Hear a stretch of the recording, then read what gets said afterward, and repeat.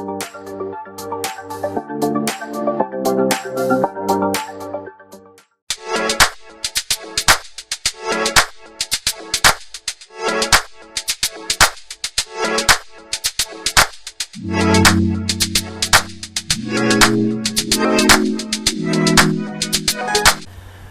Lord. पुन्हा एकदा सर्वांचं मनःपूर्वक स्वागत पास्टर मनोज तेलोरे मिनिस्ट्रीज या चॅनलमध्ये. हे चॅनल बघत असलेल्या प्रत्येक व्यक्तीला नवीन वर्षाच्या खूप खूप शुभेच्छा. प्रत्येकाला हॅपी न्यू इयर. येणारं वर्ष प्रत्येकासाठी वचनानं भरलेलं, समाधानानं भरलेलं आणि तुमच्या प्रत्येक प्रार्थनेचं उत्तर देणारं असंच असो. त्या ठिकाणामध्ये एक व्हॉट्सअप नंबर दिलेला आहे. तुमच्या जीवनामध्ये जर काही प्रश्न असेल तर तुम्ही त्या व्हॉट्सअप नंबरवर सांगू शकता. त्याचप्रमाणे तुमच्या जीवनामध्ये जर काही साक्ष घडली असेल तर तुम्ही साक्ष देखील त्या व्हॉट्सअप नंबरवर नक्कीच पाठवू शकता. तुम्हाला जर या ठिकाणामध्ये यायचं असेल, तो जर नंबर लागला नाही, जर तुम्हाला काही प्रार्थना विनंती द्यायची असतील तर या ठिकाणामध्ये मी तुम्हाला 4 नंबर सांगत आहे. त्या नंबरवर तुम्ही कॉल करू शकता. त्यातला पहिला नंबर आहे 9860274141. दुसरा नंबर आहे 9850144151. तिसरा नंबर आहे 9730319999 आणि चौथा नंबर आहे 9922882179. परमेश्वर अद्भुत कार्य करत आहे. आज देखील आपण काही साक्ष बघणार आहोत. एका बहिणीने पास्टरना फोन केला आणि सांगितलं की त्यांची मुलगी विदिता हिला इन्फेक्शन झालेलं आहे. पूर्ण शरीराला तिच्या खाज सुटलेली आहे आणि ती वेदना इतकी असह्य आहे की आम्ही दवाखान्यामध्ये आलेलो आहोत आणि डॉक्टरांनी सांगितलेलं आहे की ब्लड टेस्ट करण्यासाठी. आणि मग ते ब्लड टेस्ट करण्यासाठी त्या ठिकाणामध्ये आलेले असताना त्या ठिकाणातून त्यांनी पास्टरांना सांगितलं की पास्टर माझ्या मुलीसाठी प्रार्थना करा. आणि पास्टरांनी त्या क्षणी त्या मुलीसाठी प्रार्थना केली आणि थोड्याच वेळामध्ये ज्यावेळेस त्यांचं ब्लड रिपोर्ट आलं त्यावेळेस डॉक्टरांनी सांगितलं की सगळं काही नॉर्मल आहे, कुठलाही दोष त्या ठिकाणामध्ये नाही, पण आपण सर्व गौरव परमेश्वराला देणार आहोत. एका बहिणीने सांगितलं की ज्यावेळेस आम्ही ते वचन बघत होतो त्यावेळेस बन्यामीन हा शब्द आम्ही आमच्या जीवनामध्ये पहिल्यांदा ऐकला, त्याचा अर्थ देखील आम्हाला पहिल्यांदा कळला. आणि त्यांनी सांगितलं की पास्टर तुम्ही इतकं तळमळीने वचन सांगता की ते वचन तुम्ही तळमळीने सांगत असताना आम्ही त्या ठिकाणामध्ये आशीर्वादित आम्ही होत असतो. एका बहिणीने पास्टरांना सांगितलं की एक वचन त्यांच्यापर्यंत आलं आणि त्यांच्या जीवनामध्ये एक अशी घटना घडली की ते या दवाखान्यामध्ये ते काम करत होत्या नर्स म्हणून. आणि त्या नर्स म्हणून काम करत असताना दवाखान्यातनं त्यांना त्या ठिकाणावरनं कामावरनं काढून टाकलं. त्यांची कुठलीही चूक नव्हती, पण त्यांना दवाखान्यातनं कामावरनं काढून टाकलं. आणि काढून टाकल्यानंतर त्या निराश झाल्या. आणि ज्यावेळेस त्यांनी पास्टर मनोज तेलोरे मिनिस्ट्रीज हे यूट्यूब चॅनल लावलं त्यावेळेस त्यांच्यासमोर वचन आलं की डर के आगे जीत है. आणि त्यांना पुन्हा एकदा गेलेला त्यांचा कॉन्फिडन्स त्या वचनाच्याद्वारे त्यांना पुन्हा एकदा उभारी मिळाली. आणि ते म्हणली ह्याच विश्वासाने मी उद्या पुन्हा एकदा जरी नोकरीवरनं काढलेलं असलं तरी मी दवाखान्यात जाणार आहे. आणि त्या विश्वासाने ती बहीण दवाखान्यामध्ये गेली. आणि बहीण ती दवाखान्यामध्ये गेल्यानंतर त्या ठिकाणामध्ये तिला कळलं की तिला पुन्हा कामावर रुजू करून घेतलेलं आहे. सर्व गौरव आपण परमेश्वराला देणार आहोत. आणि तेच परमेश्वराचं महान वचन आज वर्षाच्या सुरुवातीला येत असताना आपण जोरदार टाळ्याने स्वागत करूयात पास्टर मनोज तेलोरे यांचं. ख्रिस्त येशूमध्ये आपल्या सर्वांचं पुन्हा स्वागत करतो. सगळं काही प्रभू नवीन करत आहे आणि नवीन चर्चमध्ये आम्ही जाणार नाही का. हे सुद्धा कष्टानं बांधलेलं होतं आणि आपण जे आता बांधत आहोत त्याच्यातही आपलं कष्ट आहे, परंतु देवाला सगळं काही नवीन करायला आवडतं. आणि म्हणून नवीन यरुशलेम, नवीन सृष्टी, हा जुनं ते सर्व होऊन गेलं, तर सर्व काही नवीन झालं. देवाला नवीन करायला आवडतं. मग आम्ही त्याची संतती आहोत, तर आम्ही पण सतत नवीन नवीन काहीतरी केलं पाहिजे. जुन्या गोष्टी, जुनी कुरकूर, जुनी स्वभाव, सगळ्या जुन्या गोष्टी कचऱ्यात टाकून द्यायच्या आणि जे चांगलं ते तत्व धरून, ते सत्य धरून आम्हाला पुढे जायचं. या दिवसामध्ये परमेश्वर लोकांना आहे तसं ठेवायला तयार नाही. एक बहीण रडत रडत सांगत होते की सकाळी उठल्यापासून रात्री झोपेपर्यंत नवरा दारू पितो, कोणाचं ऐकत नाही. सकाळी उठल्यापासून शिव्या, त्यानंतर घरामध्ये फोडाफोडी, हे सगळं तो करत आहे. आणि आता आम्ही हात टेकले की या व्यक्तीमुळे आमच्या जीवनातल्या समस्या वाढणार आहेत. परंतु त्यांना एक आशा वाटली की नाही, माणसं तरी याला बदलणार नाही, पण देवाचं वचन नक्की त्याला बदलेल. आणि त्यांनी देवाच्या वचनावर विश्वास ठेवला आणि सतत दारू पिल्यावर सुद्धा त्याला मोबाईलला वचन लावून दिलं आणि तो दारूच्या नशेत ऐकत होता. ऐकता ऐकता देवाच्या एवढ्या जवळ गेला की त्याच्यानंतर त्यांनी दारूला हात सुद्धा लावला नाही. देव नवीन करत असतो. आणि ज्यास मी ते वाचतो ऐकतो त्यास मला असं वाटतं की मी कुठल्या तरी एक वेगळ्या विश्वामध्ये चाललेलो आहे. त्यास देव सांगतो, हे मी आहे. असं कोणतं घर नाही की ज्या घरामध्ये मी काम करू शकत नाही. प्रत्येकामध्ये मी काम करण्यासाठी समर्थ आहे. चांगली सुरुवात ही प्रत्येकाला आवश्यक आहे. आज नवीन वर्षाला सगळं म्हणतात की चांगलं काहीतरी करूया, आहे की नाही. नवीन सुरुवात. बरेच लोक कामाचा खाडा पण करत नाही. ते म्हणतात आत्ता कामाचा खाडा केला तर वर्षभर कामच होणार, आणि ती वर्षाच्या पहिल्या जाते आणि नंतर कामालाच जात नाहीत. अशी भीत महाभाग. काहीतरी वर्षाच्या सुरुवातीला आम्ही भांडताना पण होतो, आता भांडायचं नाही तर वर्षभर भांडण होईल. चांगलं बोललं तर वर्ष, तसं काही होत नाही. तुमचा निर्णय, तुमचं वागणं आणि तुमची सुरुवात,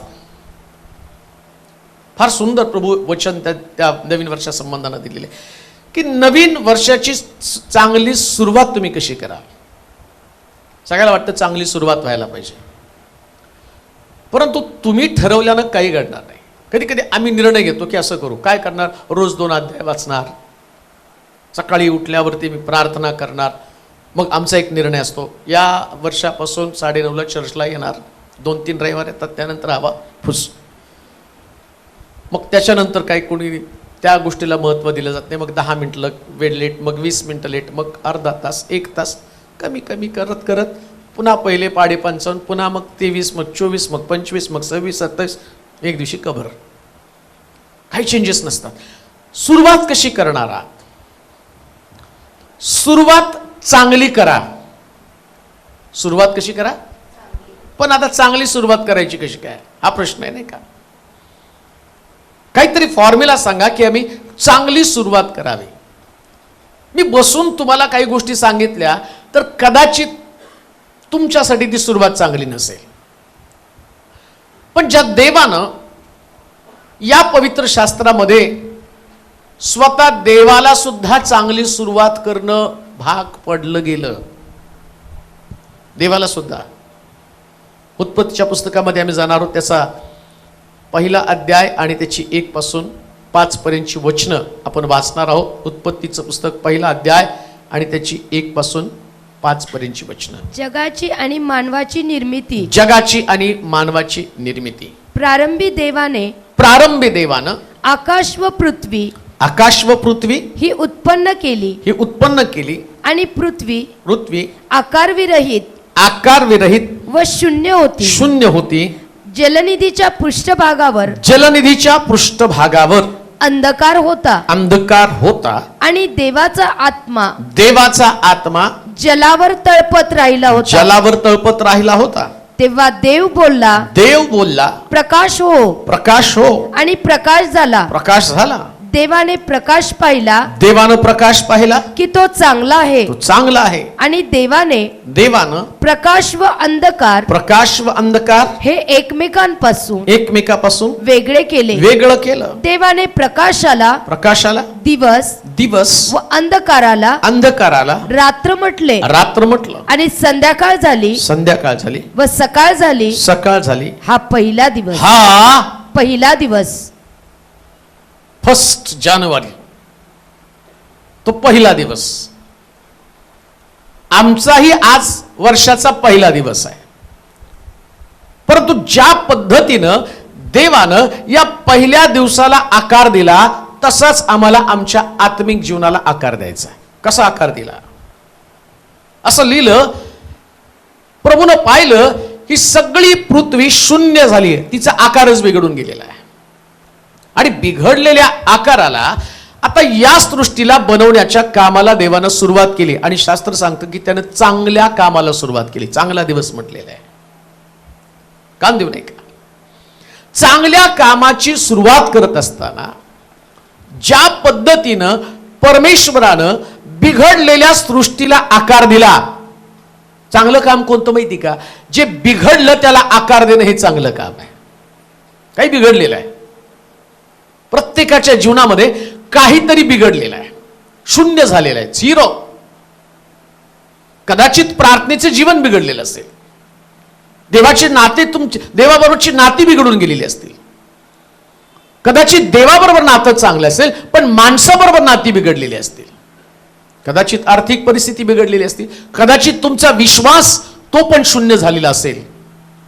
विश्वासामध्ये पण तुम्ही एकदम न्यूनता किंवा विश्वासाचं कमी पण तुम्ही अनुभवत असाल. तुम्ही समर्पणामध्ये शून्य झालेला आहात. एवढं समर्पण करायला पाहिजे.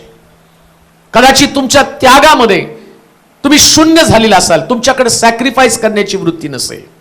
सहनशीलतेमध्ये तुम्ही शून्य झालेला असाल. तुमच्याकडे पेशन्स नाही, सहनशीलता नाहीये. प्रत्येक गोष्टीमध्ये तुम्ही अग्रेसिव्ह आहात. प्रत्येक गोष्ट तुम्हाला लवकर पाहिजे, त्वरित पाहिजे. आणि त्याच्यासाठी तुम्ही त्या गोष्टीला तुम्ही सामोरं जात असताना जे काही बिघडलेलं वातावरण आहे, जेव्हा तुम्ही प्रत्येक गोष्टीच्या बाबतीमध्ये अग्रेसिव्ह असता तेव्हा सगळं काही बिघडलं जातं. का आदाम एदेन बागेतनं बाहेर पडला? कोणतं कारण होतं? मधल्या झाडाचं फळ खाऊ नको म्हणून देवानं सांगितलं, पण तरी सुद्धा जो चंचलपणा त्यांच्यामध्ये होता, त्या चंचलपणाचा परिणाम म्हणून हवा बागेमध्ये गेली आणि त्या झाडासमोर जाऊन थांबली. आणि आम्ही पाहतो की तिचं सगळंच जीवन बिघडून गेलं. आदामाचं सगळं जीवन बिघडून गेलं. संगतीच नाही हो, उपस्थितीमधनं देवाने बाहेर काढलं. ते जिवंत होते. शास्त्रामध्ये लिहिलं, ज्या दिवशी तू फळ खाशील त्या दिवशी तू मरशील, पण तू मेला नाही. बागेतनं बाहेर पडलेला एक पहिला दिवस आणि निर्माण केल्यावर देवाच्या उपस्थितीमध्ये असणारा पहिला दिवस, या 2 दिवसामध्ये तफावत आहे.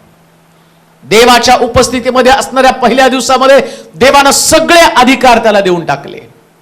तर सगळी या पृथ्वी तलावरची सगळी झाडं, पशु पक्षी मी तुझ्या स्वाधीन केलेले आहेत. जेव्हा तुम्ही चांगल्या गोष्टीची सुरुवात करताना लक्षात ठेवा, प्रभूच्या सानिध्यामध्ये राहून सुरुवात केली तर सगळे अधिकार तुमचे आहेत. पण जर तुम्ही देवाच्या सानिध्यापासून आज्ञाभंगपणा करून देवाच्या उपस्थितीपासून दूर जाल तर लक्षात ठेवा, आज्ञाभंगाचे परिणाम पण तुम्हाला भोगावे लागणार आहे. तो म्हटला, इथून पुढं रोजचा तुझा दिवस हा कष्टाचा दिवस असेल. इथून पुढे आता तू शांतीची भाकर करणार नाही, निढळाचं घाम गाळून तुला भाकर खावी लागणार आहे. तुमच्या दिवसाची सुरुवात तुम्ही करत असताना निढळाच्या घामाची भाकर का देवाच्या सानिध्यामध्ये राहून चांगली सुरुवात तुम्ही करणार आहात. काही झालं तरी चालेल, पण माझं देवाशी असणारं नातं मी कधी तोडणार नाही. नातं मजबूत करा. काही आज्ञाभंगाचे आणि तुमच्या जीवनामध्ये ते मोह तुमच्या समोर येतील की तिथे तुम्हाला आज्ञा मोडाविषयी वाटणार आहे. फळ खायचं नाही, ते फळ तुम्हाला अट्रॅक्ट करेल, ते तुम्हाला आकर्षित करेल की तुम्हाला वाटेल ते फळ खावं. पण तुम्हाला माहित नाही का, हे फळ खाल्ल्यानंतर, याची गोडी चाखल्यानंतर तुम्ही देवाची आज्ञा मोडणार आहात. मग तुम्ही जिवंत राहाल पण तुमच्या जगण्याला अर्थ राहणार नाही. का? कारण तुमचं सगळं काही आता दिवस बिघडून चाललेले आहेत. दिवस बिघडून घेऊ नका. देवाच्या संगती राहून चांगल्या दिवसाची सुरुवात करा. तिथे असं म्हटलंय. वाचा पहिलं वचन. प्रारंभी देवानं आकाश व पृथ्वी ही उत्पन्न केली आणि पृथ्वी आकार विरहित व शून्य होती जलनिधीच्या पृष्ठभागावर. पहिल्यांदा असं म्हटलं की बिघडलेली होती. जो मुख्य शब्द बिघडलेल्या या असणाऱ्या सृष्टीसाठीचा शब्द आहे तो म्हटला केओस. आणि केओस या शब्दाचा अर्थ आहे मोठी उलथापालथ. ऐका बरं का, तुम्ही असंच नाही हे वर्ष काढलेले, मोठ्या उलथापालथा घडलेल्या आहेत. 2023 मध्ये काहीतरी घडलेलं आहे ज्याच्यानं उद्ध्वस्त होऊन गेलेलं आहे. काहीतरी घटना तुमच्या जीवनामध्ये घडलेली आहे जिथं तुम्ही देवाबरोबर चालायला पाहिजे, परंतु चालता चालता अशा प्रकारचं वातावरण निर्माण झालं की जो तुमचा विश्वास आहे, जी तुमची शुद्धता आहे, जे तुमचं प्रार्थनेचं जीवन आहे आणि ते जीवन कुठंतरी उद्ध्वस्त झालेलं आहे. झालंय बरं का उद्ध्वस्त. मागवळून पहा, कुठंतरी तुम्हाला कळेल काहीतरी तुमच्या हातातून निसटून गेलं की ज्याच्यानं आत्ताची जी स्थिती चांगली नाही. चांगलं नाही तुमच्या लक्षात येतं. मी तुमच्या आर्थिक स्थितीबद्दल बोलत नाही, मी तुमच्या राहणीमानाविषयी पण बोलत नाही, मी तुम्ही घरामध्ये काय खाता आणि काय पिता याच्याविषयी पण मी बोलत नाही. अहो, आदाम बागेमध्ये पण खात होता आणि बाहेर पण खात होता, खाण्यापिण्यामध्ये नाही. त्याला वस्त्र नव्हती हा भाग नव्हता. देवानं स्वतः त्याला वस्त्र दिली. स्वतः त्यानं कोकरू कापलं आणि कोकऱ्याच्या कातडीची वस्त्र देवानं त्याला दिली. देवानं स्वतः देव त्याचा टेलर बनला. कोण टेलर पाहिला? देव. माझा बिवाय आहे पण त्याचा देव होता. पहिलं टेलरिंग देवाने त्याच्यासाठी बरोबर त्याच्या मापाचा लेदरचा सूट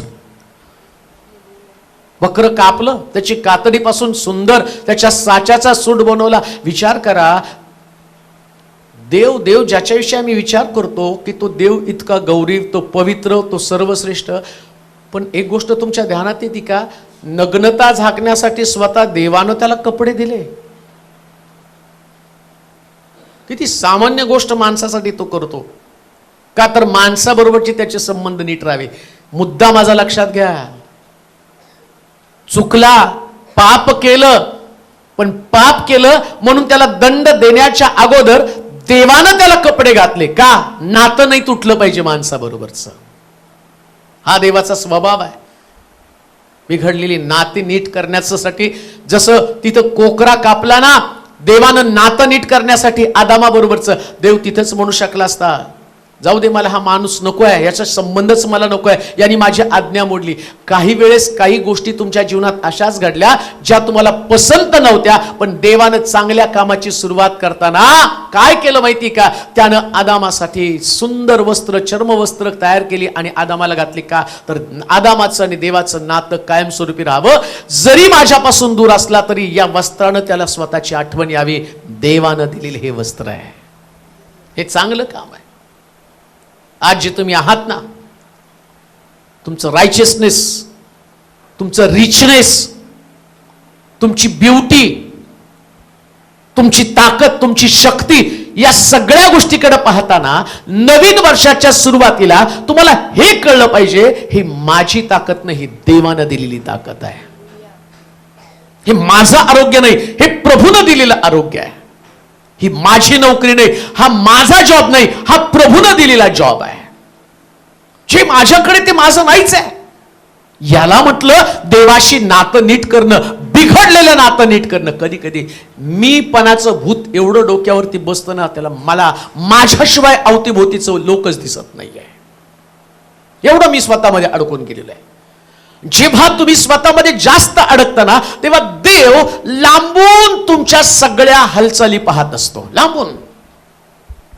आणि वर्षाच्या सुरुवातीला उत्पत्तीच्या पुस्तकामध्ये तो म्हणतो, बिघडलेली सृष्टी, केओस, या केओसला नीट करण्याचं काम चांगली सुरुवात देवानं केलेली. तुम्ही सुद्धा बिघडलेलं नीट करा, उद्ध्वस्त झालेलं नीट करा, देवाशी तुमचं नातं नीट करा. अजून एक गोष्ट तुम्हाला सांगतो. तुम्ही म्हणाल माझं देवाशी नातं नीट आहे. देवाशी नाते नीट करण्याच्या अगोदर व्यक्तीशी नातं नीट करावं लागतं. जर तुमचं माणसाशीच नातं नीट नाही तर देवाशी कुठलं? देव दिसत नाही आणि मग तुम्ही म्हणता नाही माझं देवावरती प्रेम आहे. तो म्हणतो समोर दिसणाऱ्या भावावरती प्रेम करता येत नाही तर न दिसणाऱ्या कसं काय प्रेम कराल? हे तुमचं बोलणं तोंडानं झालं. ते येड लागलं नाही का गाणं गायला. येशू राजाचं लागलं असतं तर शहाणे झालं असतं, नाते नीट केले असते ना. येशू राजाचं वेड लागलं. वेड लागण्याचं आम्ही पाहतो की जेव्हा एखाद्या व्यक्तीला ख्रिस्ताच्या प्रेमाचं वेड लागतं ना, त्यास तो सगळे ख्रिस्ताचे स्वभाव आपल्यामध्ये घेतो. त्याला वेड लागलं म्हटलेलं आहे. सगळे गुण ख्रिस्ताचे आपल्यामध्ये. आता त्या व्यक्तीला पाहिल्यानंतर तो व्यक्ती दिसतच नाही, आता ख्रिस्त त्याच्यामध्ये दिसतो. हे चांगलं आहे. जे उद्ध्वस्त झालं, जे बिघडलं, त्या बिघडलेल्या रिलेशनला नीट करायचं आहे. शून्य झालेलं वातावरण, या शून्याला एक नवीन सुरुवात करणं फार गरजेचं आहे. म्हणून लक्षात ठेवा, नवीन वर्षाचा आरंभ करत असताना पहिल्या दिवशी जे बिघडलं ते नीट करा. काय चांगली सुरुवात, बिघडलेलं काय बिघडलं ते बघायचं बरं का. बरेच वेळा असं म्हणतो, आमचं माझं डोकं फिरलं म्हणजेच बिघडलं. डोकं फिरणं म्हणजेच बिघडणं. जेव्हा तुमचं डोकं बिघडतं ना, कोणत्या कारणानं बिघडलं, कोणती गोष्ट अशी तुमच्या जीवनामध्ये घडली की ज्याच्यानं तुमचं डोकं बिघडून गेलं, तुमचं मन बिघडलेलं आहे.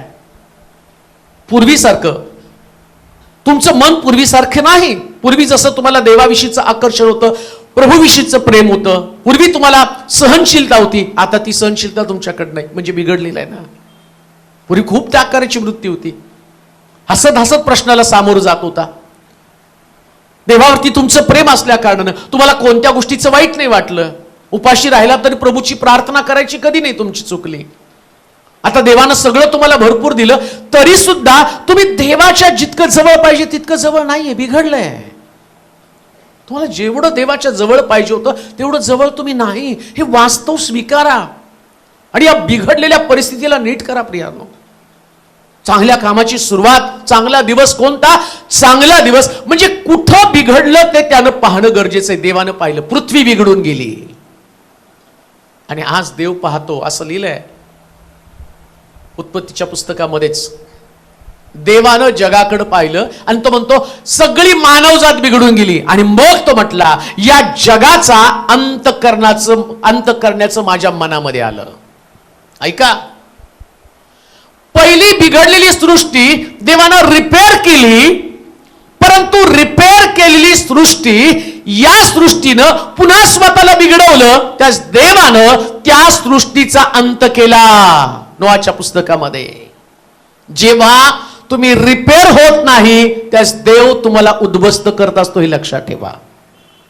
सृष्टीला देवानं रिपेअर केलं, परंतु रिपेअर केलेली बिघडलेली सृष्टी अस्तित्वात आल्यावर पुन्हा बिघडली. नोआच्या उत्पत्तीच्या पुस्तकाच्या मला ते 6व्या अध्यायामध्ये तिथे दिलं की त्यानं सृष्टीचा अंत करण्याचं ठरवले. वाचा बरं. पृथ्वीवर मानवाची दुष्टाई फार आहे. त्यांच्या मनातील येणाऱ्या विचारांच्या सर्व कल्पना केवळ एकसारख्या वाईट असतात. म्हणजे मन त्यांचं बिघडलेलं आहे असे परमेश्वरानं पाहिलं. म्हणून मानव पृथ्वीवर उत्पन्न केल्याचा परमेश्वराला अनुताप झाला. इकडं देव बिघडलेल्या शून्य झालेल्या सृष्टीला आकार देण्याचं काम करतो आणि आता देवानं आकार दिला. ऐका बरं का, नवीन वर्षामध्ये देव तुमच्यासाठी नवीन करणार आहे आणि काही लोकांसाठी नवीन करून ठेवलं, पण त्या लोकांनी मनातल्या कल्पना. प्रॉब्लेम काय, देव मन तपासतो. काय तपासतो? माझा आवाज थोडी तपासणार आहे मी किती छान गातो. आवाज तपासला असतं तर मग आनंद झाला असता. मी अजून सकाळी उठून रियाज करून गायला असतं का, माझ्या आवाजाचं प्रतिफळ देव मला देणार आहे. माझ्या संदेशाला जर तपासत असताना अजून 2 तास बसलो असतो आणि नवीन वर्षाच्या संदेशासाठी वर्षभर मेहनत करत बसलो असतो. नाही, देव माझ्या संदेशावरती मला काहीतरी प्रतिफळ देणार आहे, पण देव माझा आवाज तपासत नाही, माझा संदेश तपासत नाही, माझी प्रार्थना तपासत नाही. काय तपासतो? मग मानवाच्या मनातल्या कल्पना. ऐका, तुमच्या मनातल्या कल्पना देव तपासत असताना तुमच्या कल्पनाच इतक्या सुंदर असाव्यात की देवानं म्हटलं पाहिजे आता मी चांगल्या दिवसाची सुरुवात यांच्यासाठी करणार आहे. चांगल्या दिवसाची सुरुवात. एक देवानं तुमच्यासाठी चांगलं काहीतरी करावं, तुमचा परिवार. म्हणून पहिल्यांदा मन रिपेअर करा. पहिले मन रिपेअर करा. मन बिघडलं की सगळं संपलं. आणि मन बिघडल्याचं चिन्ह काय? नाती बिघडली. मग ते भाऊ असेल, बहिणी असतील, सासू सुना असतील, नवरा बायको असतील, मित्र असतील, शेजारी असतील. याचा अर्थ असा नाही की चला नाते संबंध सोडून नवरा बायकोचेच नाते नीट करू. नाही, तुम्हाला कोणी सांगितलं नवरा ते तुम्हाला तिथे ऍडजस्टमेंट करावं, ते एका घरात राहायचंय.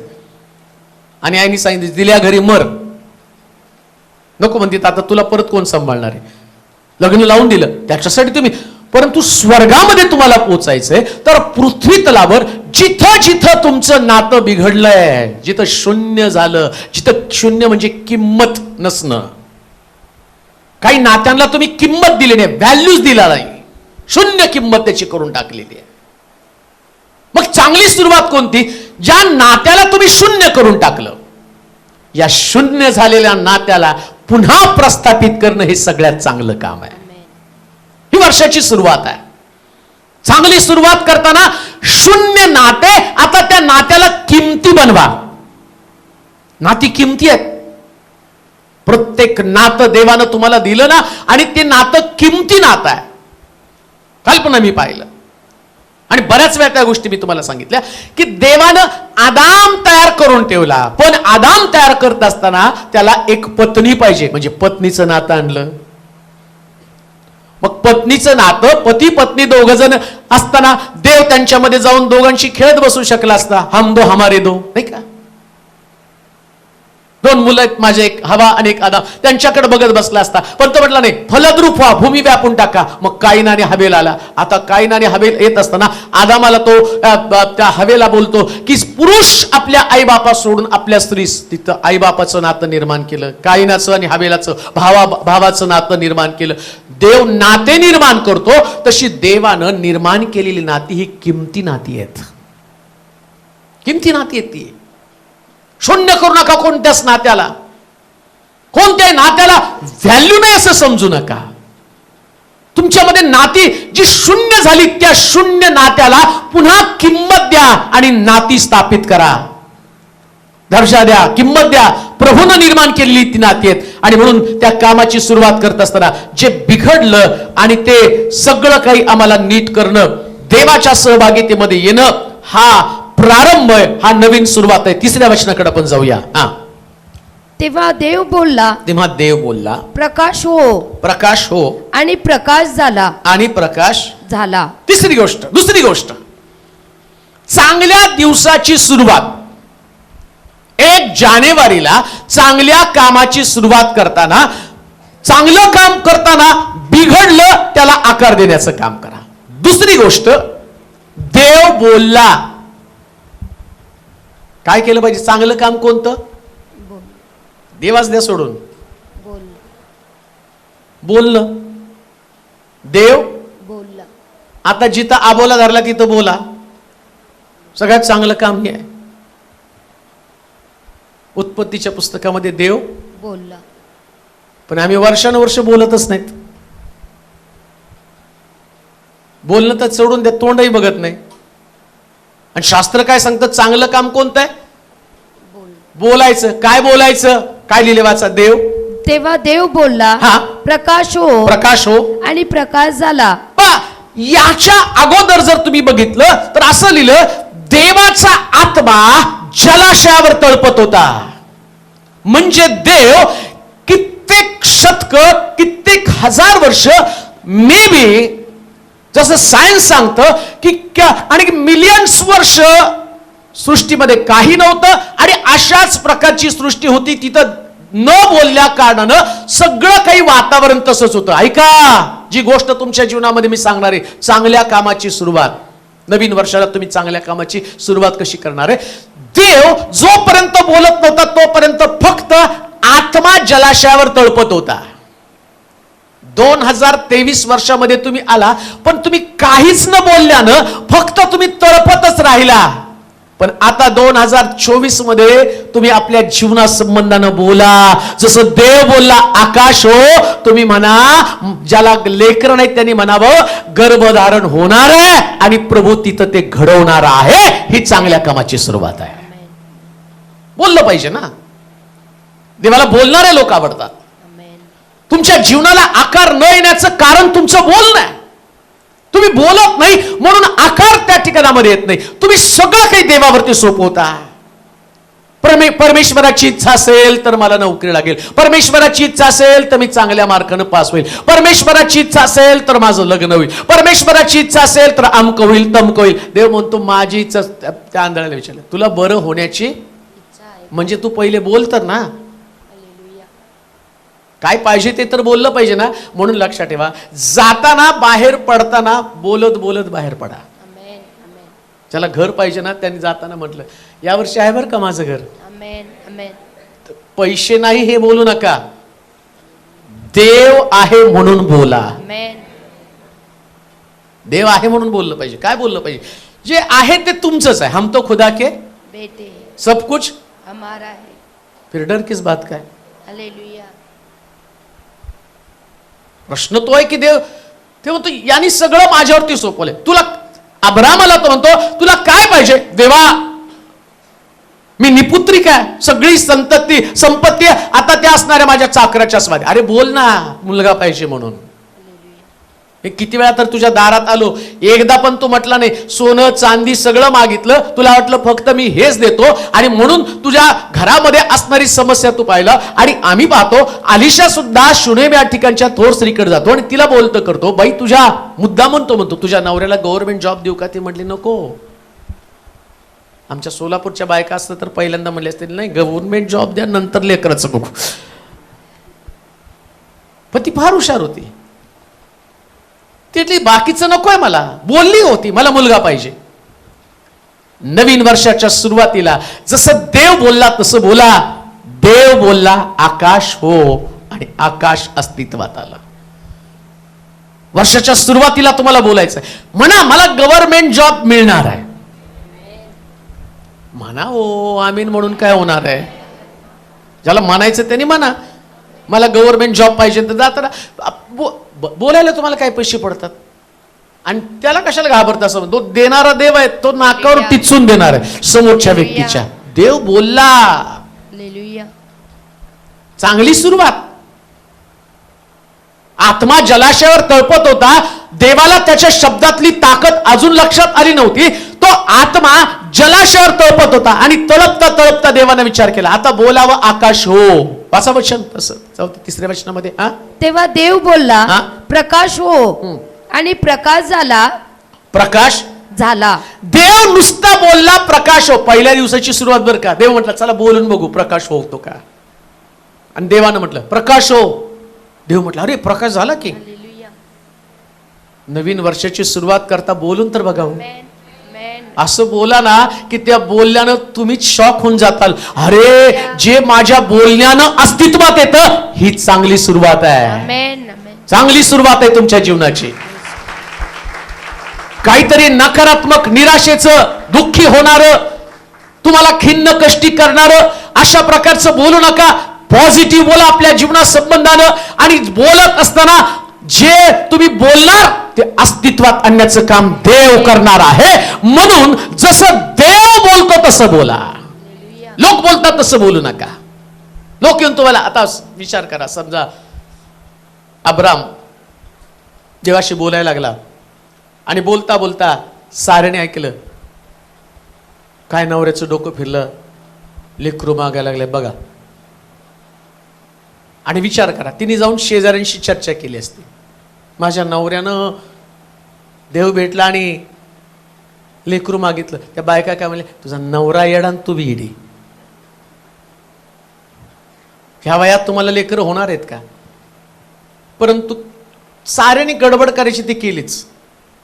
ती जाऊन हागारीशी बोलली माझ्या नवऱ्याला लेकराची गरज आहे तर तू काय कर माहिती का, तू माझ्या नवऱ्याबरोबर लग्न कर आणि तुझ्यापासून लेकरू दे, कारण माझ्याकडनं लेकरू होणार नाही.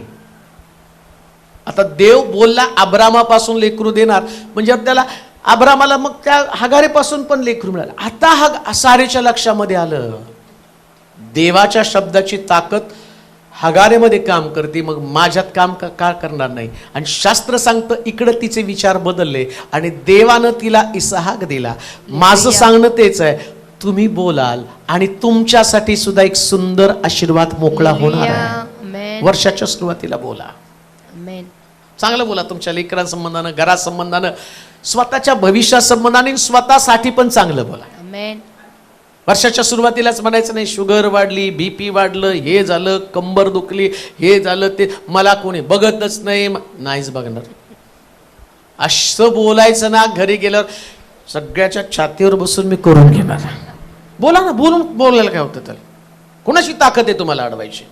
राजाचं मन पाटाच्या पाण्याप्रमाणे वाहायला लावणारा देव आहे, आणि देव तुमच्या शब्दाप्रमाणे काम करतो. तुम्ही जसं बोलता ना, देवाला ते लेकर बोलके आवडतात. तुम्ही लेकरांचा खेळ कधी बघता का?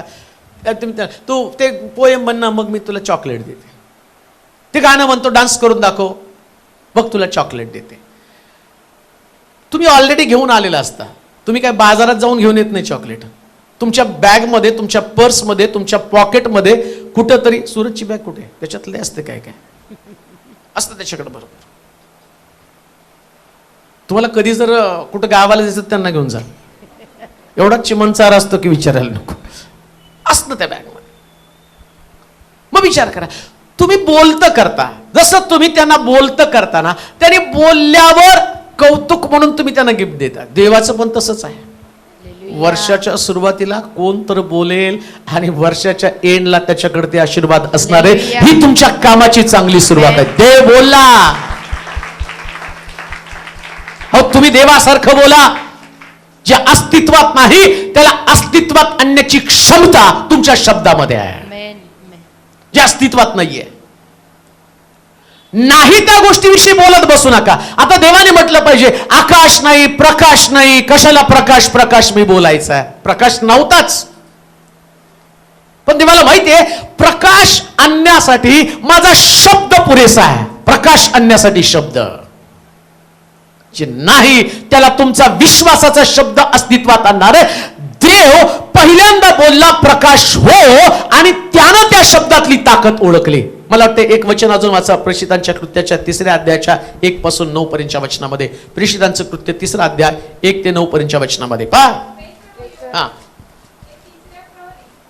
3ऱ्या प्रहरी प्रार्थनेच्या वेळेस मंदिरात जात होते. तेव्हा जन्मापासून पांगळा असलेला कोणी एक माणूस होता. त्याला मंदिरात जाणाऱ्यांजवळ भीक मागण्यासाठी म्हणून दररोज उचलून मंदिराच्या सुंदर नावाच्या दरवाजाजवळ ठेवीत असत. पेत्र व योहान हे मंदिरात जात आहे असे पाहून त्याने भीक मागितली. तेव्हा पेत्र व योहान यांनी त्याच्याकडे निरखून पाहिलं. आणि पेत्र म्हणाला, कोण बोलला हो? पेत्र म्हणाला, योहानानं का तोंडाला कुलूप घातलं? प्रॉब्लेम तो आहे.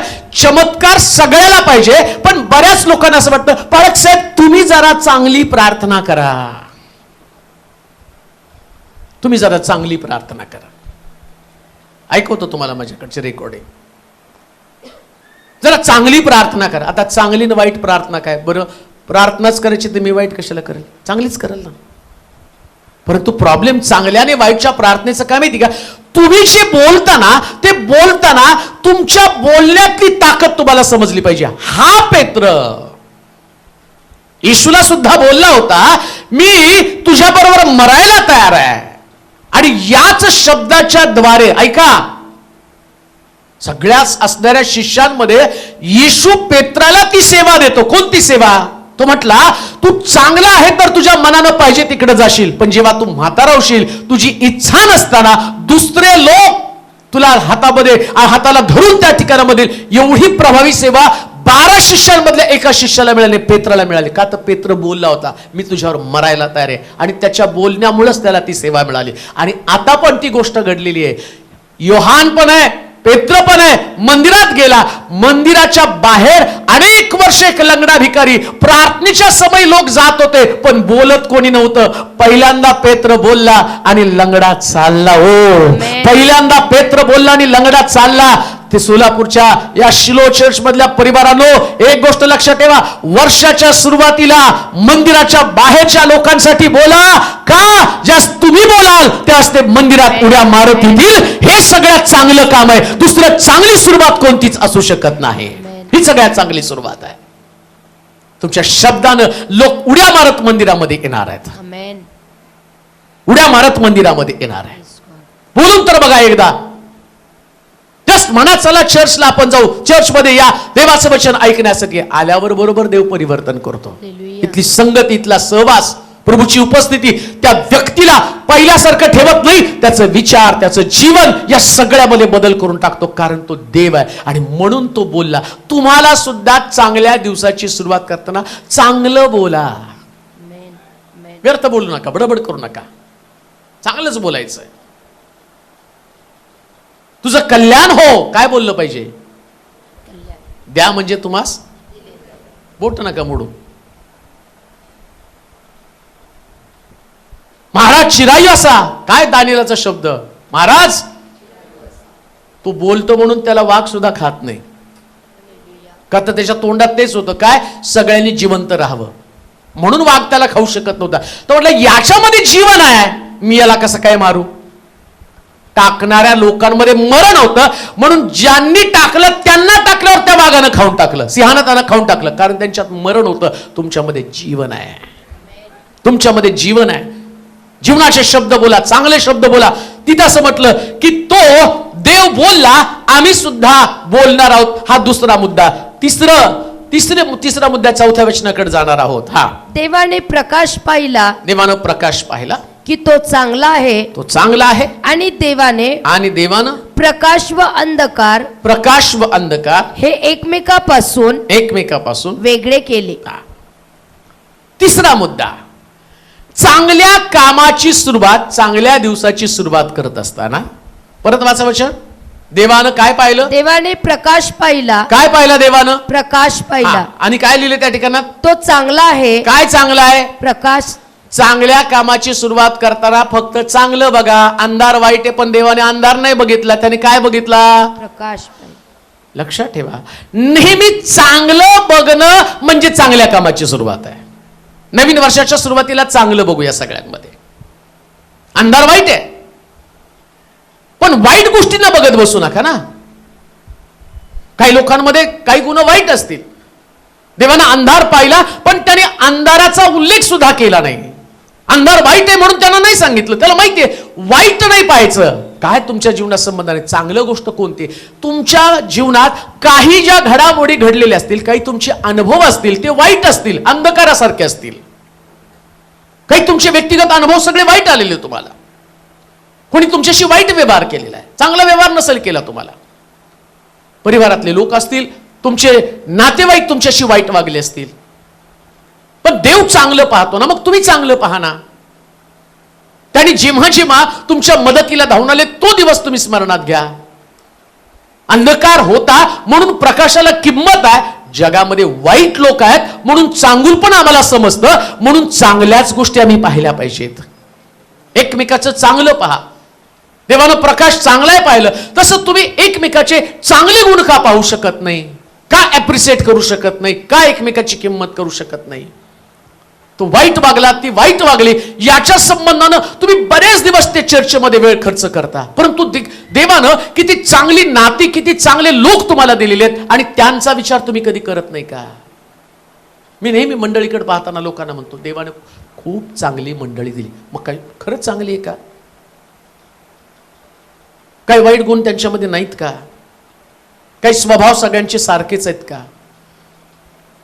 प्रत्येकाचे माझ्याविषयीचे विचार चांगलेच आहेत का? मला माहिती आहेत, माणसं आहेत ती, त्यांचे विचार तसेच असणार आहेत, आणि त्यांच्या विचाराला बदलण्याचं काम मला दिवस रात्र मेहनत घेऊन करावं लागणार आहे.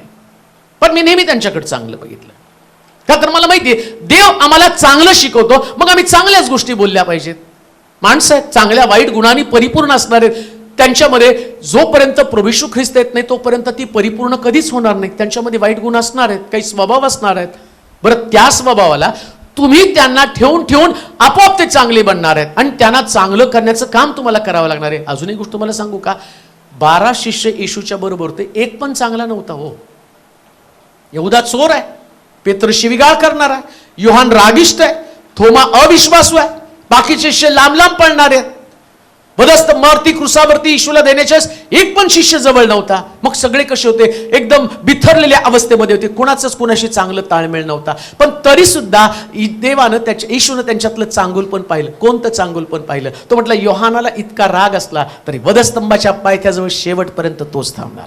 पेत्र मला शिव्या देतो पण म्हातारा होईपर्यंत सेवा करणारा हाच असणार आहे. त्यानं थोमा मधलं चांगुलपण पाहिलं. थोमा म्हणतो, तू देव आहेस, तू येशू आहे, तू पुनरुत्थित झाला, जर तू ख्रिस्त आहे तर मला तुझ्या कुशीमध्ये हात घालू दे, मला तुझ्या हातामध्ये बोट घालू दे. त्याला माहिती असल्या प्रकारचा अविश्वास आहे. पण त्याला हे पण माहिती होतं, हा जर थोमा यानं जर माझा पुरावा पाहिला तर भारत देश बदलण्यासाठी हा येणार आहे. म्हणून चांगलं पहा, प्रत्येक व्यक्तीमध्ये काहीतरी चांगलं दडलेलं आहे. चांगलं आणि परिस्थिती जी तुमची आत्ताची परिस्थिती अंधकाराची असेल, पण अंधकाराकडे बघू नका, प्रकाशाकडे बघा.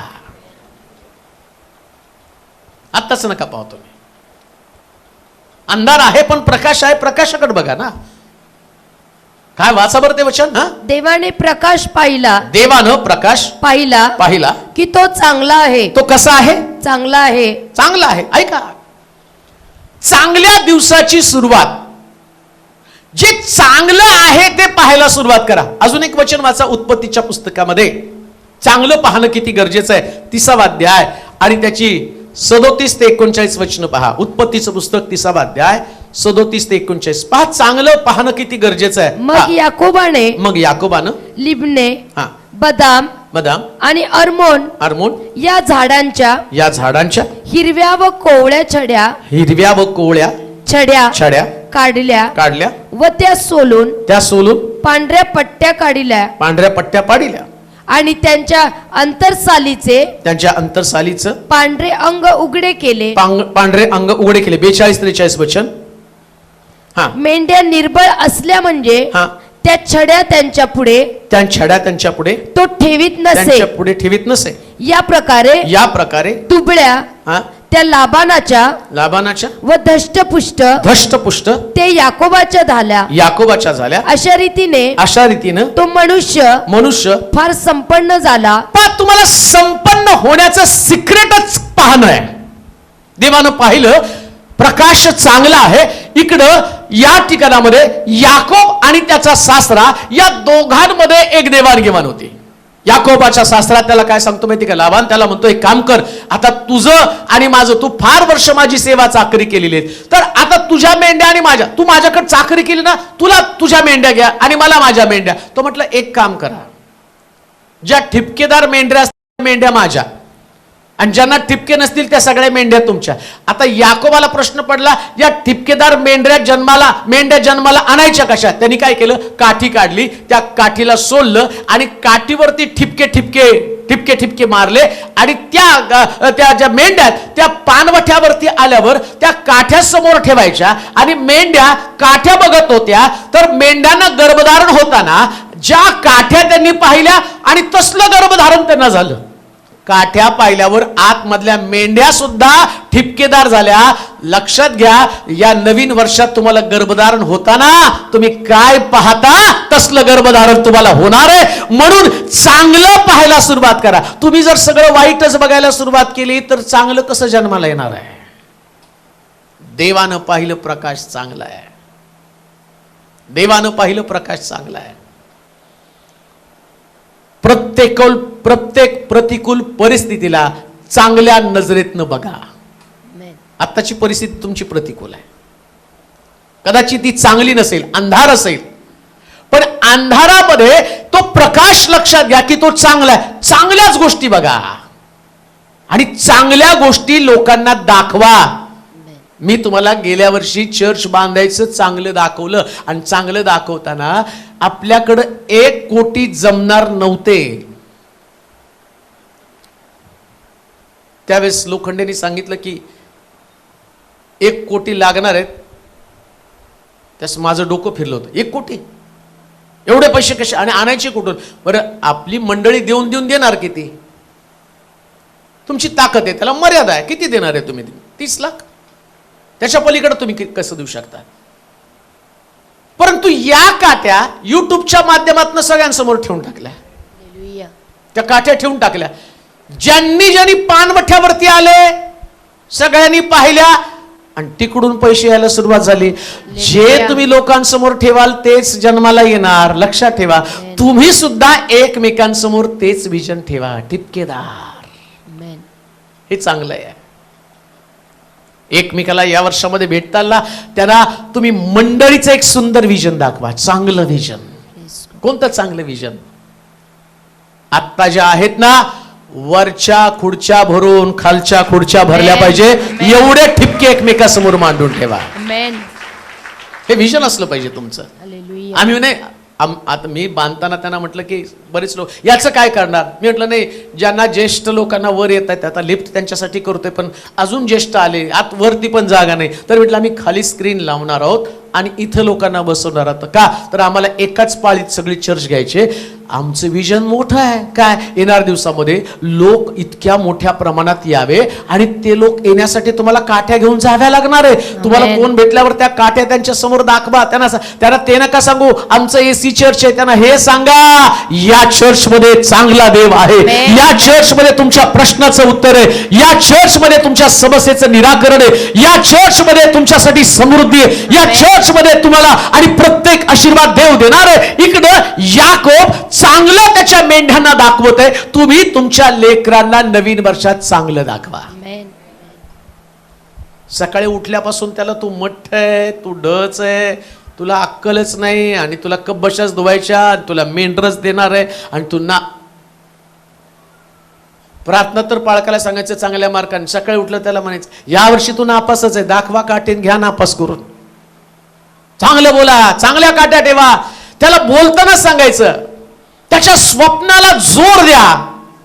याकोब मेंढ्यांसमोर ठेवत असताना काळी मेंढी होती. काळी मेंढी म्हणत होती मी आता काळच पिलू जन्माला घालणार आहे. तो म्हटला तू काळ नाही, हे ठिपकेदार मेंढरू जन्माला घालणार. लक्षात घ्या, तुमची मुलं जी आहेत ती नसणार आहे, त्यांना चांगलं दाखवा. देव त्यांना चांगलं बनवणार आहे. हे चांगलं आहे. कशाला विचार करता. आता तिथं याकोबाला एक सुद्धा ठिपकेदार मेंढी नव्हती, पण याकोबानं डोकं चालवलं ना.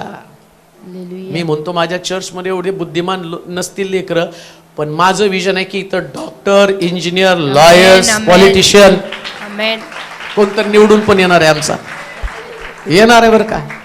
येऊन येणार कोण, माझ्याशिवाय आहेच कोण.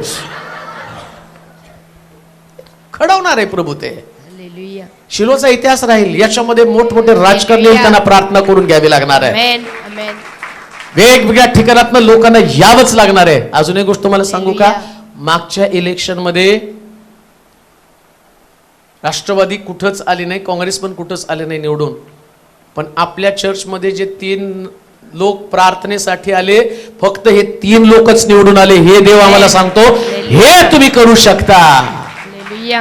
तेव्हा विजन हे चांगलं बोला.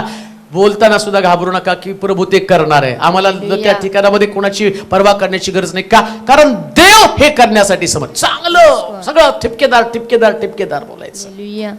तुमचं घर होणार. किती PHK होणार हो, कशाला काळजी करता. मला कुठं माझ्या खिशातलं द्यायचंय, माझा बाप तुम्हाला देणार आहे. हे होणार आहे. होणार म्हणजे होणार आहे. बोला एकमेकाला भेटल्यावरती. आणि तुम्ही पण डेअरिंग न्यूज आहे. तुमचं झालं तर माझं ना, सोनाला जाऊन भेटेल. तुमचं झालं तर आमचं आहे बरं का. म्हणायला काय पडतं, जाऊन बिनधास्त बोला. हे ठेवा एकमेकासमोर विषय.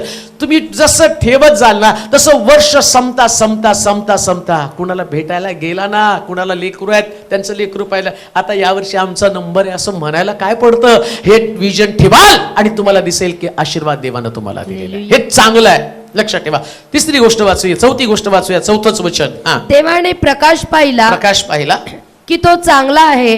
तो चांगला आहे. आणि देवानं प्रकाश व अंधकार हे एकमेकापासून वेगळे केले. आता चौथं काम देवानं चांगलं केलं. कोणतं चांगलं काम केलं? अंधार आणि प्रकाश वेगळे केले. बघा, मगाशी देवाने काय पाहिलं? काय चांगलं आहे? प्रकाश. मग देवाला कळलं प्रकाश चांगला आहे, तर प्रकाशानं आणि अंधारानं दोघांनी एकत्र नाही राहायचं. म्हणजे याच्या आधी अंधार आणि प्रकाश दोघं पण एकत्र राहत होते. मला मोठा प्रश्न पडतो, कसं राहिले असतील दोघं अंधार आणि प्रकाश एकत्र? पण तेव्हा अंधार आणि प्रकाश एकत्र होते. म्हणजे काय, कुठला तरी प्रकाश असायचा आणि कुठं तरी. आता इथं प्रकाश आहे, पाठीमागं अंधार आहे, दोघं एकत्रच आहेत. समोर तुम्हाला दिसतं प्रकाश आहे, त्याच्या पाठीमागे गेला तर पडदा आहे, आणि त्या पडद्याच्या पाठीमागे अंधार आहे. प्रकाश तर अस्तित्वात आहे, पण अंधार. आता या दोघांना वेगळं करायचं, कसं काय वेगळं करणार आहे? एकदम सोपं आहे. पडदा काढला की प्रकाश सगळीकडे आला, अंधार गायब झाला. देवानं पण तेच केलं. आता प्रभू आम्हाला काय करतो माहिती, नवीन वर्षाला जाताना तुम्हाला अंधार आणि प्रकाश वेगळा करायचा आहे. कसा वेगळा करणार आहे? हे अंधकाराला तुम्ही आपल्यातनं कसं वेगळं करणार आहे? कोणती गोष्ट आहे? इपिस्कराचं पत्र 5वा अध्याय आणि त्याची 5 पासून काही वचनं वाचूया. इपिस्कराचं पत्र 5वा अध्याय आणि 5 पासून काही वचनं. हा, जारकर्मी, अशुद्ध कृती करणारा, अशुद्ध कर्मी, हा, किंवा लोभी, लोभी, हा मूर्तिपूजक आहे, हा मूर्तिपूजक आहे, असल्या कोणासही हा, ख्रिस्ताच्या व देवाच्या राज्यात वारसा नाही, हे तुम्ही जाणूनच हे आहात. तुम्ही जाणूनच आहात. 13 पर्यंत. हा, पोकळ भाषणानं कोणी तुम्हास फसवू नये, कारण अशा गोष्टींमुळे आज्ञा मोडणाऱ्या लोकांवर देवाचा कोप होतो. म्हणून तुम्ही त्यांचे भागीदार होऊ नका. कारण पूर्वी तुम्ही अंधकाराचे होता, पण आता तुम्ही प्रभूमध्ये प्रकाशाचे आहात. प्रकाशाच्या प्रजेसारखे चाला. प्रकाशाच्या प्रवेशासारखे चाला. कारण प्रकाशाचे फळ सर्व प्रकारचे चांगुलपण. अंधार कोणता आणि प्रकाश कोणता त्यानं सांगितला. तो पूर्वी तुम्ही अंधकाराची कर्म करत होता. अंधार आणि प्रकाश वेगळा झाला पाहिजे. काय आता ते पडदा असल्या कारणानं आम्हाला कळलंच नाही पाठीमागं अंधार आहे. आता देवानं वचनाच्या द्वारे पडदा बाजूला काढला. आता काय पडद्यामध्ये अंधार कोणता आहे? आता वाचा बरं परत. अंधकार. कारण पूर्वी तुम्ही अंधकाराचे होते, पण आता तुम्ही नाही 5वं वचन. जारकर्म, अशुद्ध कृती करणारा किंवा लोभी हा मूर्तिपूजक आहे. असल्या कोणासही ख्रिस्ताच्या व देवाच्या राज्यात वारसा नाही. इथं म्हटलं मूर्तिपूजक आहे, जारकर्म करणारा, अशुद्ध कर्म करणारा, हे सगळं अंधकाराचं काम करणारे लोक आहेत. तुम्ही म्हणाल जारकर्म आमच्याकडे नाहीये. तुम्ही म्हणाल आमच्याकडे मूर्तिपूजा पण नाही, आम्ही सगळं काढून टाकले, आमच्याकडे मूर्त्या पण नाही, आम्ही मूर्तिपूजा करत नाही. पण बायबल सांगतं हट्ट हा मूर्तिपूजेसारखा आहे, हट्टी स्वभाव आहे. म्हणजे देवाचं वचन ऐकून सुद्धा तसभर सुद्धा हलणं, स्वभाव न सोडणं, विचारामध्ये बदल न करणं. मी माझ्या विचाराला पक्का आहे, ऐका बरं का. एवढं सगळं आम्ही ऐकलं. क्षमा करा, प्रीती करा, सहनशील असा, माफ करा, नातेसंबंध जोडा. पण किती लोक या सगळ्या गोष्टीला पॉझिटिव्ह असतात? त्या लोकांना वाटतं का खरंच मला बदलायला पाहिजे? हे सगळं द्वेष भावना, मत्सर, जी मला स्वर्गामध्ये देवाच्या जवळ जाण्यापासून अटकाव करत आहे, प्रभूचं आणि माझं नातं मजबूत करण्यासाठी सैतानाच्या डावामध्ये मी अडकतो आणि प्रभूच्या संगतीपासून दूर जातो. तर माझ्या मनावरती प्रेशर घेऊन मी कधी ते करण्याचा प्रयत्न करतो. नाही, आता मला नवीन मनुष्य बनायचं आहे. देव बोलला प्रकाश चांगला, पण चांगला प्रकाश असताना सुद्धा आम्ही अंधकारामध्ये चालतो तरी का द्वेष भावना आमच्यामध्ये तशीच रुजून असते वर्षानुवर्ष. का आम्ही एकमेकाला क्षमा करू शकत नाही? आणि क्षमा केल्याशिवाय तर आम्ही देवाची लेकरं पण बनू शकत नाही. प्रेम व्यक्त केल्याशिवाय आम्ही देवाची लेकरच होऊ शकत नाही. कारण बायबल सांगतं देव प्रीती आहे, देव प्रेम आहे. मग माझ्यामध्ये देवाचं प्रेम दिसायला पाहिजे. बरं, ते प्रेम शत्रूला पण द्यायला सांगितलं देवानं. आपल्या शत्रूवर पण प्रीती कर म्हटलेलं आहे. शत्रूवर सोडा, आम्ही एकमेकावर प्रीती करू शकत नाही. शत्रू ते कधी प्रीती करणार आहे? तो म्हणतो अंधकार आहे हा. कोणता अंधकार? द्वेष भावना, लोभ घेऊन जर जीवन जगलो, कोणत्याच गोष्टीचा लोभ असू देऊ नका. पैशाचा, जागेचा, स्थानाचा, कुठल्याच गोष्टीचा लोभ तुमच्यामध्ये असता कामा नये. लक्षात ठेवा, जेव्हा मी माझ्या जागेचा लोभ धरतो, माझ्यामध्ये जर लोभ असला, आता मी एवढं सगळं कष्ट करून एवढे वर्ष, 25 वर्ष 27 वर्ष सेवा करत हे सगळं काही छान बांधलं नाही का. मी असंही करू शकलो असतो की या चर्चमध्ये गुंतवणूक करण्याच्या ऐवजी फार सुंदर माझं स्वतःचं घर, फार सुंदर गाडी, हे सगळं मी करू शकलो असतो, की दाखवलं असतं माझं एवढी माझी मिनिस्ट्री भारी आहे आणि मी त्याच्यामध्ये फिरलो. पण मी ते सगळं केलं नाही. मी त्या गोष्टीला दुय्यम स्थान दिलं. मी म्हटलं नाही, पहिले देवाचं घर आणि त्याच्या राज्याचं वाढ, त्याच्यासाठी आपण मेहनत घ्यायची, आणि मी ते करत आलो. आणि विचार करा, आता ते सगळं झाल्यावर मी असं म्हणतो की नाही, आता मी हे सोडणार नाही, मला इथून नाही कोणी काढायचं. आणि त्याच्यासाठी मी तुमच्याशी वाद घालायला सुरुवात केली. तुम्ही जावा, तुम्ही एक जावा, तुम्ही जावा, मी बांधलंय. मग लोक जातील आणि मी नुसता ही फक्त प्रॉपर्टी राहणार आहे, ती मला विकता पण येणार नाही, कारण ती देवाची प्रॉपर्टी, म्हणजे ती मला विकता, मग फायदा काय त्याचा मला. पण माझ्यामध्ये एक भावना असते. कोणती भावना? तुम्ही राहा, तुमच्यामध्ये ऐक्य राहू द्या. तुमच्या ऐक्याला जर माझ्यामुळे बाधा येत असेल तर मी जातो, पण तुम्ही ऐक्याने एकत्र राहा. याला म्हटलं अंधार आणि प्रकाश वेगळं करणं. ती युनिटी टिकून राहायला पाहिजे, संगती टिकून राहायला पाहिजे. आणि लक्षात घ्या, काही गोष्टी अशा असतात की ऐक्याला बाधा आणणाऱ्या गोष्टी आहेत, ज्याच्यामुळं प्रभूचे आशीर्वाद आमच्यामध्ये यायला पाहिजे ते येऊ शकत नाहीत. माहिती का तुम्हाला? असं लिहिलंय प्रेषितांच्या कृत्यामध्ये, ते सर्व लोक ऐक्यानं एकत्र जमत आणि प्रभू त्यांच्यामध्ये तारण पावत असलेल्या लोकांची भर प्रति दिवशी घालत होता. त्यास अंधार आणि उजेड वेगळा होईल ना, त्यास हजारो लोकांचं तारण प्रति दिवशी तुम्ही पाहणार आहात. अंधकाराची कर्म टाकून द्या. मला माझ्या ठिकाणाचा लोभ वाटता कामा नये.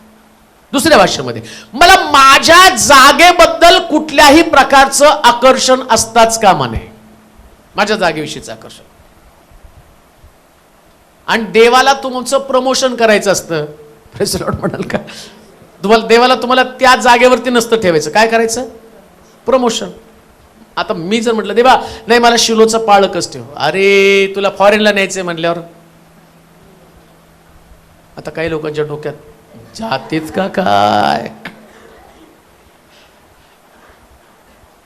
परवा गेल्यावर एका पाळकत म्हटलं काढा पासपोर्ट, नेतो तुम्हाला. म्हटलं नको, त्याच्यासाठीच मी पासपोर्ट काढला नाही. सूरज होते त्याच्यासाठीच काढला नाही. गेलो तर परत तसं मला मोह होणार नाही. तुम्ही मला कुठं काश्मीरमध्ये टाका, कन्याकुमारीत टाका, अमेरिकेत टाका, मला आपलं सोलापूरच बरं आहे. का? कारण मला माहिती इथंच मोठं काम देव करणार आहे आणि करत आहे. कशाचाच लोभ ठेवू नका. या लोभाला पण आपल्या जीवनातनं काढून टाका. कोणत्याच लोभामध्ये अडकून पडू नका. हा लोभ तुमच्या अंतःकरणात असेल, लक्षात घ्या. अजून एक गोष्ट तुम्हाला सांगतो, सैतान वरून खाली पडण्याचं कारण काय आहे? देवाची जागा त्याला पाहिजे होती. कुणाची जागा पाहिजे होती? म्हणून म्हटलं ते अंधकाराचं कर्म आहे. आता विचार करा, हा सैतान पृथ्वी तलावर आल्यावर तो गप्प बसेल का? सगळ्यांमध्ये ती जागा, लोभ लोभ लोभ लोभ लोभ, ती जागा ती जागा ती जागा.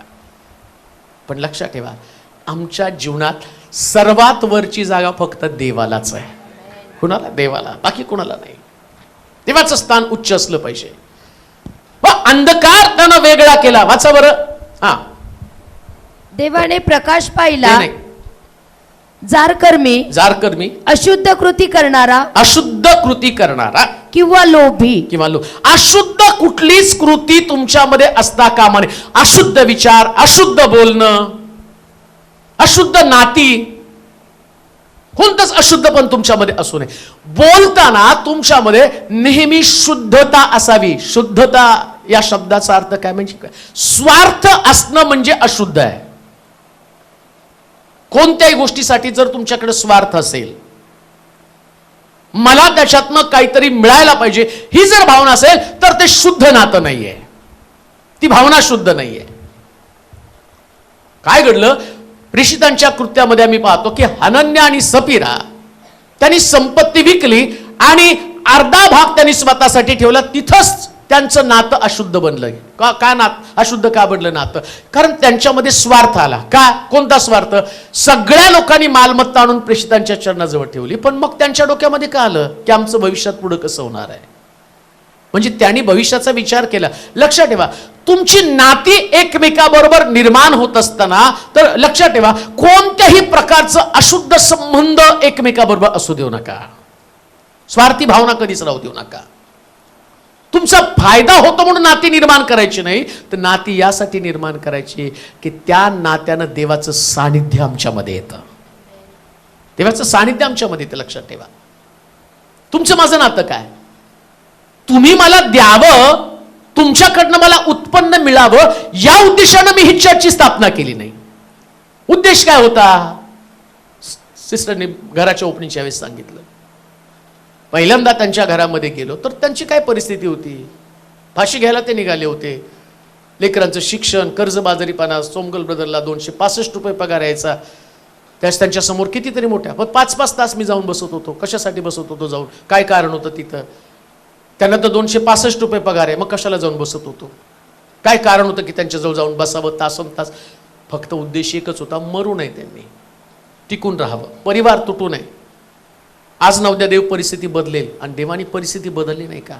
आज मुलगा मोठ्या पदावरती, त्याची बायको मोठ्या पदावरती, पोरीला सुंदर देवानं जीवन दिलं, इतकं छान सगळं केलं. म्हणजे नातं कधी स्वार्थी नव्हतं, शुद्धता होती त्या नात्यामध्ये. आणि त्याचा परिणाम काय झाला? देवानं परिस्थिती बदलली, आणि आता नात्याच्या पलीकडच्या गोष्टी प्रभू आम्हाला पुरवत आहे. म्हणून लक्षात ठेवा, हा अंधकार बाजूला काढून टाका. अंधार तुमच्यामध्ये असणं, मग तुम्ही प्रकाशाची आवड द्या. प्रकाशाच्या आवडीचं वैशिष्ट्य काय? खाली वाचा, 5 मिनिटांमध्ये संपू आपण. जारकर्मी, अशुद्ध कृती करणारा किंवा लोभी, हा मूर्तीपूजक आहे. म्हणजे हे सगळं अंधार आहे. पुढे, असल्या कोणासही ख्रिस्ताच्या व देवाच्या राज्यात वारसा नाही, हे तुम्ही जाणूनच आहात. पोकळ भाषणानं कोणी तुम्हास फसवू नये. पोकळ भाषणानं कोणी तुम्हास फसवू नये, कारण अशा गोष्टीमुळे आज्ञा मोडणाऱ्या लोकांवर देवाचा कोप होतो. पुढे, म्हणून तुम्ही त्यांचे भागीदार होऊ नका. कारण पूर्वी तुम्ही अंधकार असे होता, पण आता तुम्ही प्रभूमध्ये प्रकाश असे आहात. प्रकाशाच्या प्रजेसारखे चाला, कारण प्रकाशाचे फळ. आता प्रकाशाचं वैशिष्ट्य सांगितलंय. कसं आहे बघा, सर्व प्रकारचं चांगुलपण, नीतिमत्व व सत्यता यात दिसून येते. म्हणजे तुम्ही अंधकाराला वेगळं केलं, अशुद्धपणा वेगळा केला. तुम्ही अंधकार वेगळं केलं, जारकर्म वेगळं केलं. तुम्ही अंधकार वेगळा केला, पोकळ भाषण वेगळं करून टाकलं. पोकळ भाषण म्हणजे काय? कृती काहीच नाही, पण उगं मोठ्या मोठ्या डांगा मारायच्या. नाव सोनूबाईन हाती, माझं असं आहे, माझं तसं आहे, माझं यू आहे, माझं त्यू आहे. हे पोकळ भाषण करायचं नाही. देवाला जसं तुम्ही आहात तसं सामोरं जा. आमेन म्हणाल का? आणि तुम्ही आहात ते बेस्ट आहात. पण जसं तुम्ही कोणत्याही प्रकारच्या बढाया मारत बसू नका.